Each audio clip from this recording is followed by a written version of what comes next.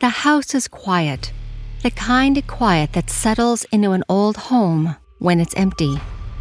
Upstairs, the floorboards creak softly as the building shifts and settles. Most of the time, sounds can be explained. A passing train rumbling on the nearby tracks, or the wind brushing outside. But every now and then, the house feels different. The silence feels more sustainable, like something unseen is weighing it down. We have a lot of investigators who absolutely refuse to come into this room because they're just uncomfortable with it. And they just say it's heavy and they don't know exactly what's going on. I'm Nadine Bailey, and this is Haunted Canada. Today, we're traveling to a home from the late 1800s, which has been turned into a museum. And I'm joined by the manager-curator, Keagan Nagy. This is the Pitt Meadows Museum. East of Vancouver, in a quiet community nestled along the Fraser River, farmland meets fog, and the past never quite settles.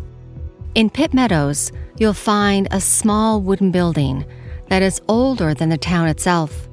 But long before it was built, the land was home to the Katzie First Nation, who lived along the riverbanks, stretching from the Fraser River north towards Pitt Lake. They fished the waters, hunted in the forests, and moved with the seasons to take advantage of the land's natural abundance. Their connections to this place reaches back for generations, and today, Pitt Meadows still sits on the unceded Katzie territory. Their first interaction with European settlers can be traced back to around 1808, when Simon Fraser from the Northwest Company traveled down the river that now bears his name. A few decades later, fur trader James McMillan, working for the Hudson's Bay Company, explored the southern Fraser Valley and established Fort Langley in 1827. During this time, McMillan named a nearby river, Pitt River, in honor of British Prime Minister William Pitt the Younger. Over time, the surrounding floodplain became known as Pitt Meadows.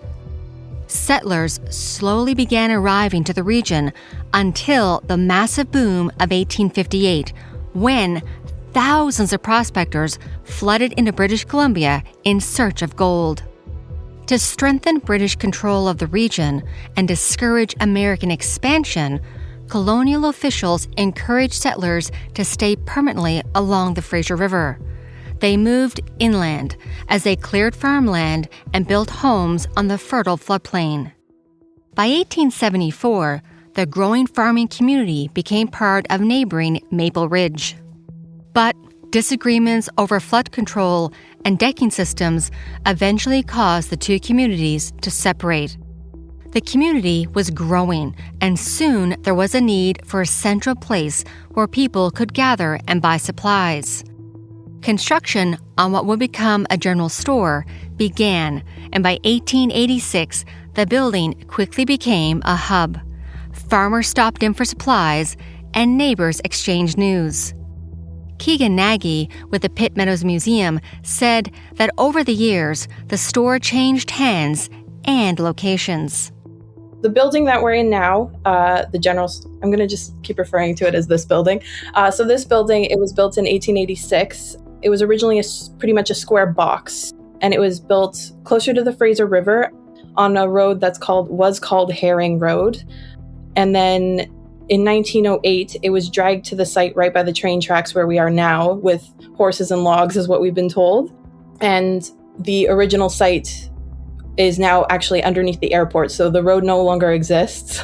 So once we moved here in 1908, that's when the post office was attached to the building.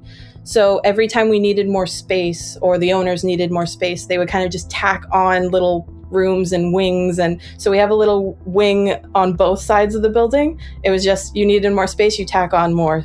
It reached the size that it is currently by 1912.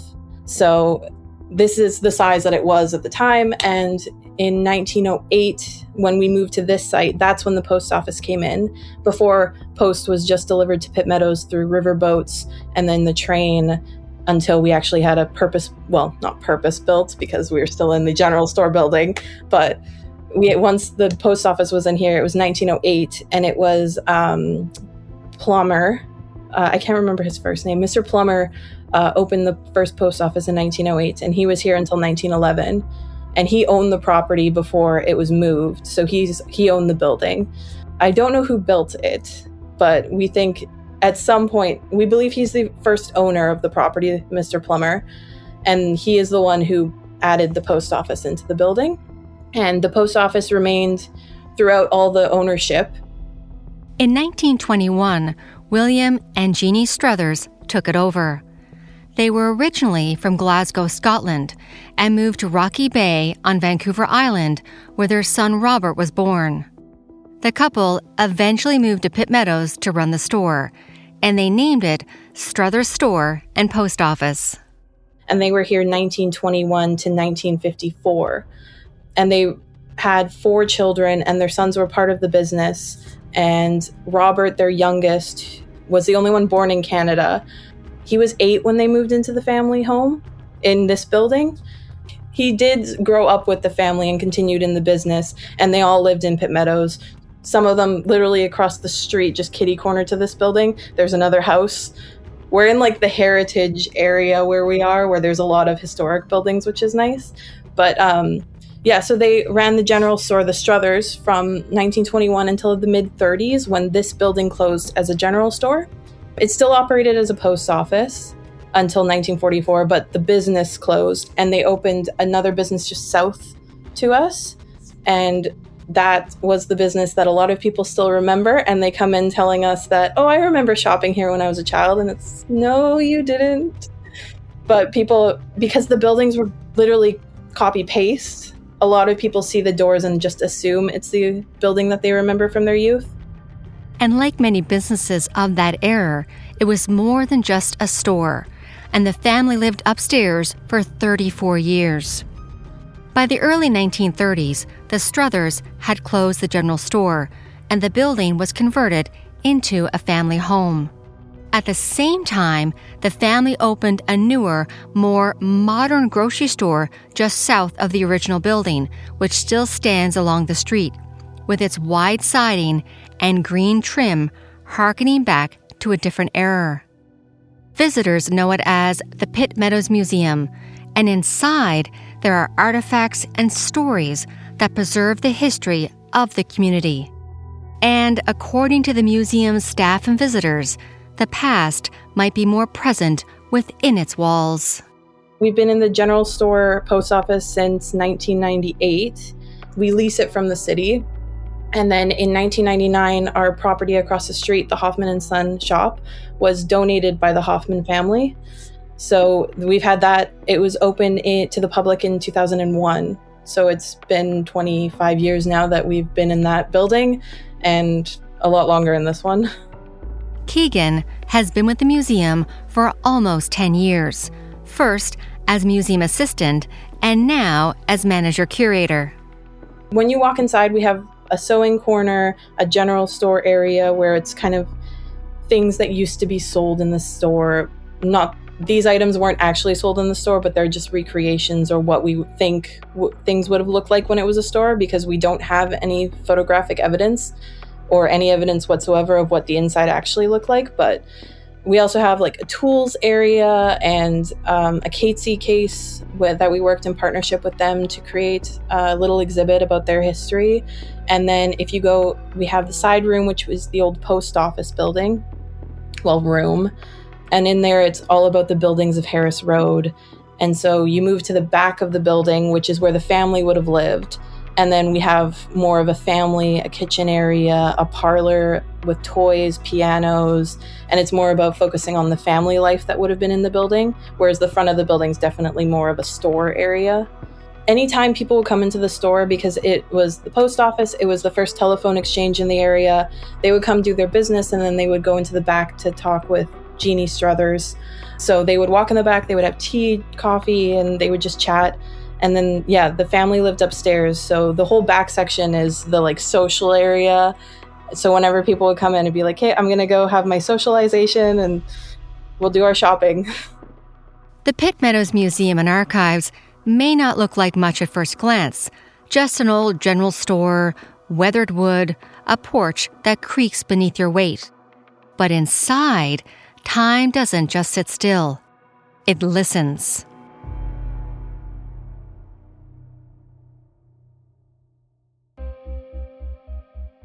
When the museum was first built, Pitt Meadows was where settlers fought constantly against the land itself. Floods destroyed dikes. Entire farms disappeared beneath rising water. And people endured loss. And places where people gathered in hardship tend to hold something else too: memory. The museum today preserves over 3,000 photographs, documents, and artifacts. They are pieces of lives lived, and sometimes lives cut short.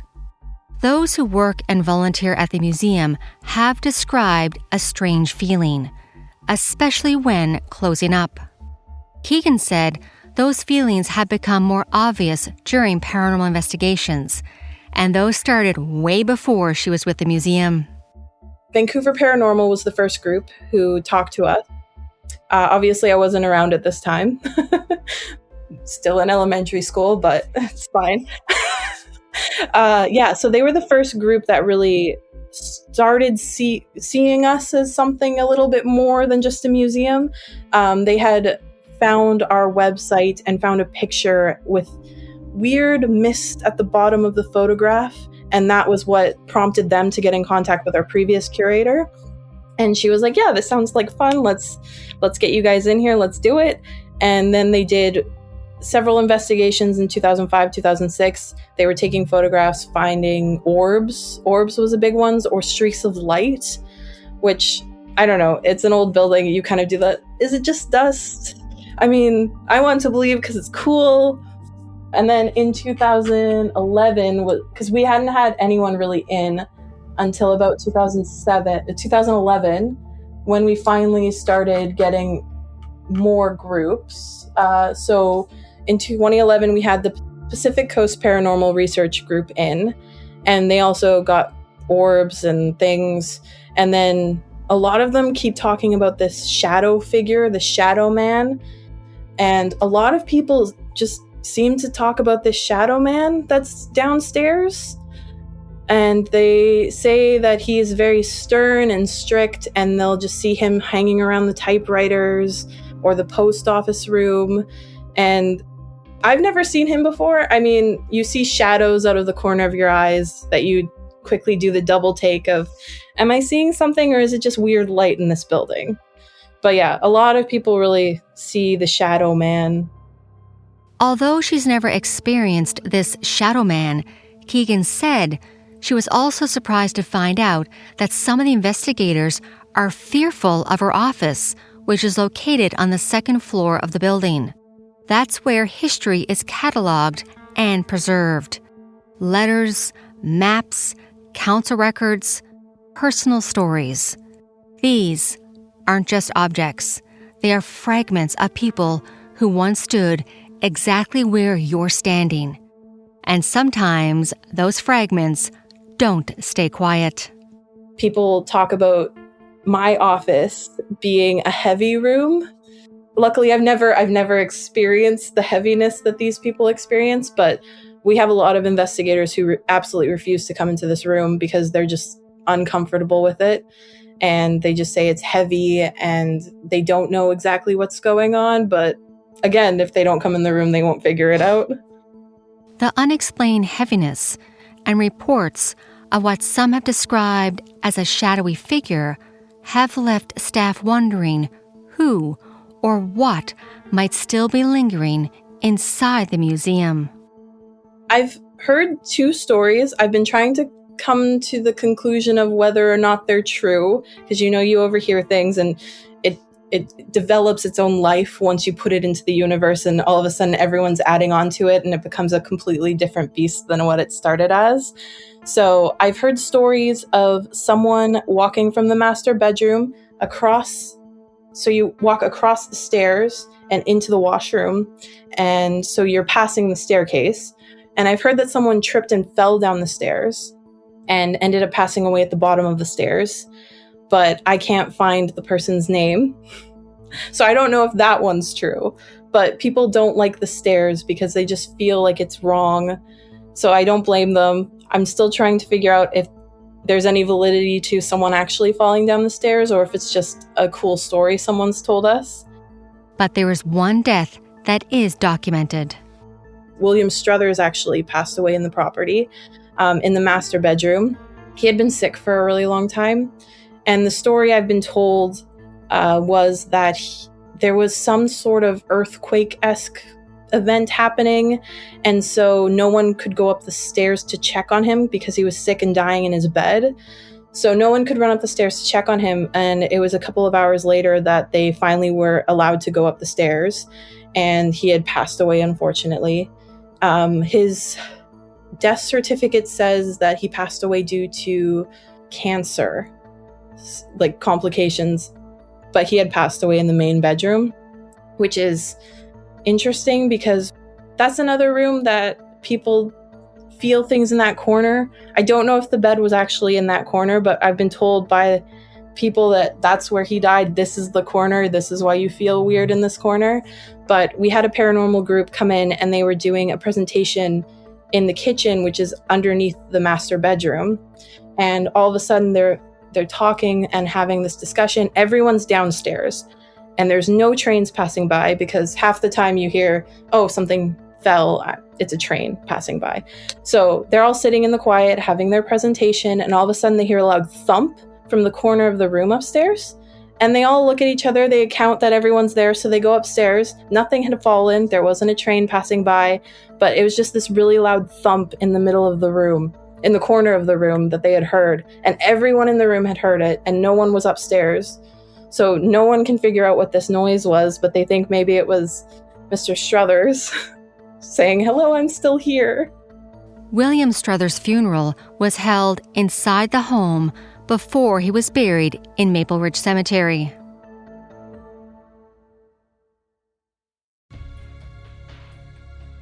Unexplained noises and seeing shadows out of the corner of her eye are a part of everyday life while working at the Pitt Meadows Museum. Volunteers have described a strange feeling, especially when closing up. You lock the doors, turn off the lights, and still, it feels like someone is inside. And over time, Keagan said she has developed her own way of dealing with those unsettling feelings. If you leave me alone, I'll leave you alone. You can do whatever you need to do. Just don't bring me into it. Because I work alone a lot of the time because I'm usually here an hour-ish in the morning before anyone else gets here, or I'll stay later. So I don't want to hear things when I'm alone in the building. Just because Keagan doesn't want to get involved with the supernatural doesn't mean she'll get her wish. We have a bell that plays a little chime. It's like a doorbell chime that whenever anyone enters the building, we'll hear this little chime, so that way we're aware that there's someone else in here with us. And we can turn it on and off just based on if a lot of people are coming in the building, you don't want to hear that chime. So I was sitting one day in my office and I was typing at my computer, and all of a sudden I hear really heavy steps coming up the stairs, almost masculine.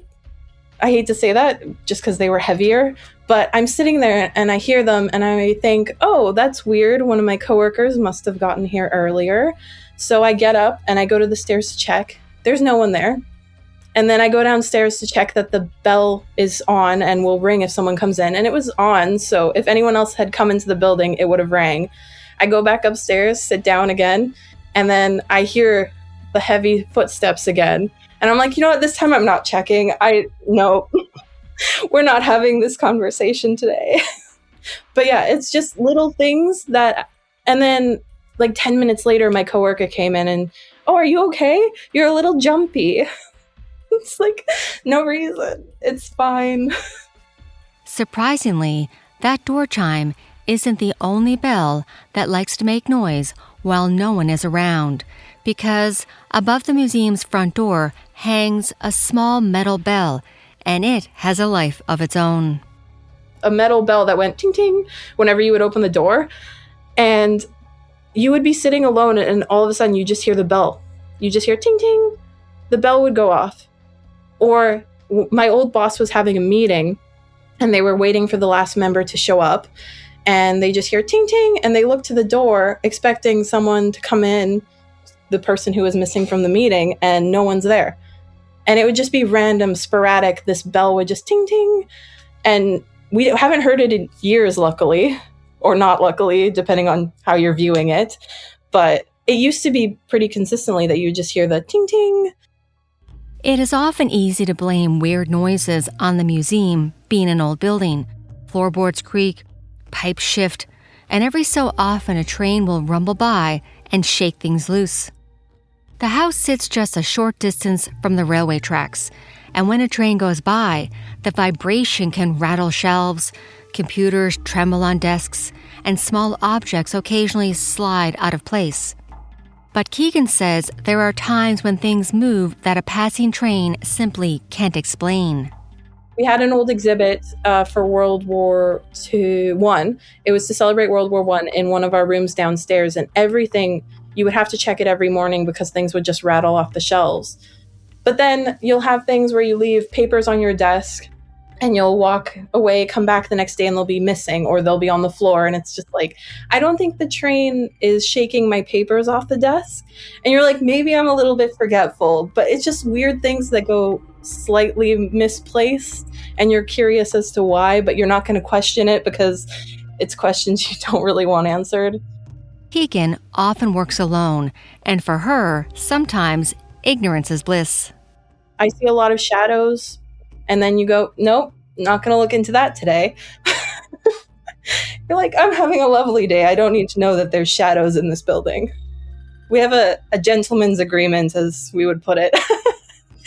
It's like, you guys can do whatever you want to do. You can be here. But as soon as you start making issues, then I'm going to be a little bit concerned.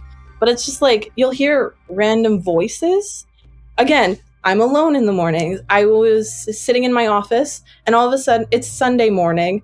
I remember it being a Sunday morning, really early in the morning, and Sundays are dead in Pitt Meadows, like no trains, no cars, no people walking.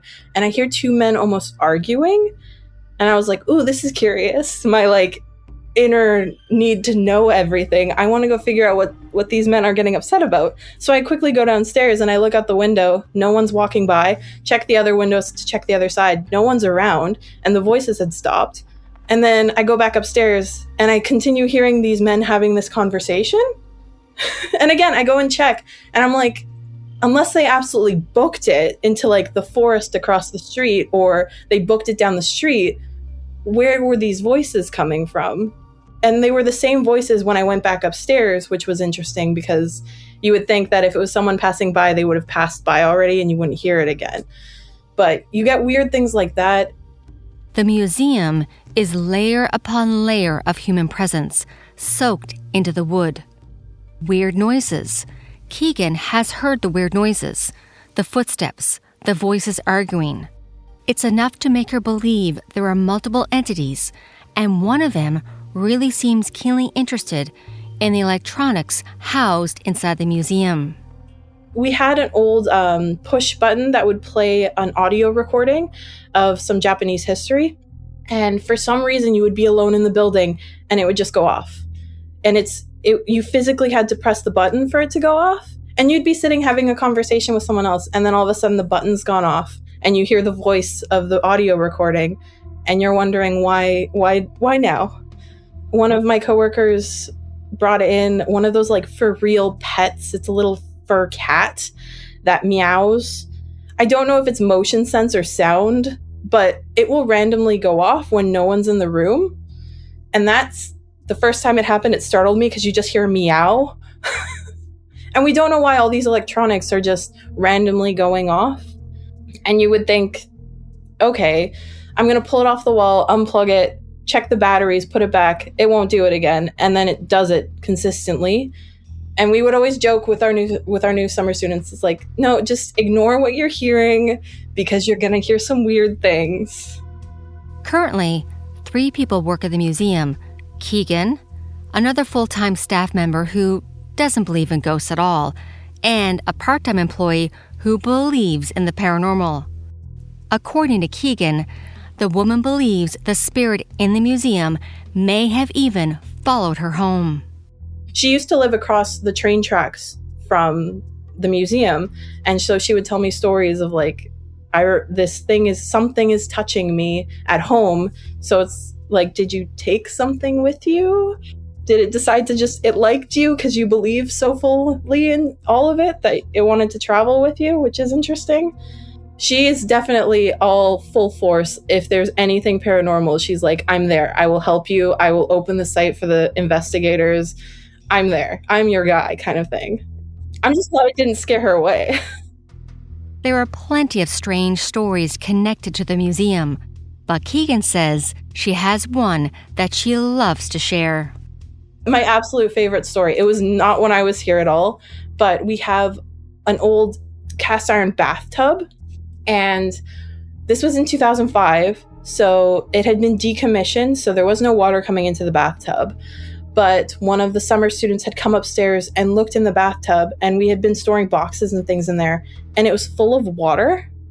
So they cleaned out all the water, and then they brought in a plumber, and the plumber said, yeah, this has been decommissioned. I can fully remove like any remaining pipes, but there is no reason there should be water in this tub. Apparently they were just concerned, and they had told my previous boss, they had let her know, and she had called the plumber, and the plumber said, yeah, it shouldn't have happened. And the water was gone by the time the plumber came, because obviously they got rid of it. But it was a very confusing time. But that was also, I don't know if this person just had a lot of things happening or they noticed it, because they would have things come out of cupboards at them, apparently. They had done a kids program with popcorn, and the popcorn was scattered all over the floor on the day after. They had been in the building, so they had cleaned up, and it was just them in the building, and then all of a sudden they hear noises and it's popcorn on the floor, or an apple would roll across the floor, and it was just kind of crazy. I don't know if she was just almost magnet to it, but it seemed like she was getting quite a bit happening to her in like 2005. At the beginning of this interview, Keagan said to me that she didn't think she had many stories to share, but once we started talking, more and more came to light. The Pitt Meadows Museum and Archives was never meant to be haunted. It was meant to preserve, to remember. But perhaps that's the problem, because when you gather enough memories in one place, when you preserve enough voices, some of them don't want to be archived. It's one of those things, though, that you don't realize how many stories, because you could keep going and just keep telling stories, and then people look at you like, oh, you're that type of person. It's like, they're fascinating stories.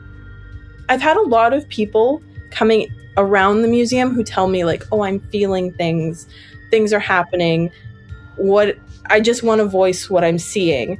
Like a few in summer 2018, probably, me and another coworker, she liked to put a skeleton in one of the windows upstairs. So I was convinced, I'm like, you know what? Anyone sees anything, they're going to just assume like the skeleton is a ghost or something.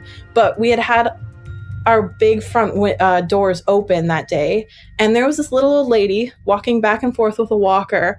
And I looked at my coworker and I'm like, she's walked past about 5 times, staring deeply into the building. And I was like, we need to go check on her. Something's going on. So we walk up to her and we're like, are you okay? Do we need to be concerned? And she's like, oh, I just see things in the building. And we're like, okay. And she says, I used to not allow myself to talk about my gift. I see ghosts and spirits, and I just wanted to let you know that I see things. And we're like, okay. And she goes on and says, but don't worry, they're really friendly, the things I'm seeing. I think I see a child. And then she kept going on. And then she let us know that she just wanted to let us know so we were aware that something was here. And then she left the building and she went and sat on the bench right between us and the train tracks and just stared at the building for a good 20 minutes. And all throughout that summer, we noticed she would always walk by and glare almost into the building, just staring at something. And she never came back in the building. And all of a sudden we realized in September of that year, we're like, we haven't seen her in a while. She just disappeared. All of a sudden, it was like she was coming by almost every day and then just stopped. And it's just like, do we need to be concerned about this random little old lady? At the Pitt Meadows Museum, visitors come to learn about early families who helped shape the area by exploring rooms where everyday life once unfolded more than a century ago. But for those who spend time inside the old house, history doesn't always feel confined to the past. Staff say the building still carries echoes of the lives lived within its walls, the footsteps in empty hallways, the unexplained sounds, and the occasional shadow glimpsed when no one else is there. Whether those moments are simply the creaks and settling of an aging building or something more mysterious is something each visitor must decide for themselves. What is certain is that the stories connected to the house continue to grow, shared quietly among staff and passed along to curious guests who step through its doors. And at the Pitt Meadows Museum, some believe it may still be there. Thank you for joining me as we explore the Pitt Meadows Museum, and a special thanks to Keagan Nagy, curator and manager, for taking the time to talk with me. I really do appreciate it. If you want to check out Pitt Meadows Museum, I will link their website in the show notes. Do you have a ghost story or paranormal encounter? If yes, email it to me so that I can share it on this podcast with the other listeners. Haunted Canada is sponsored by the Edmonton Ghost Tours. I will link the website in the show notes.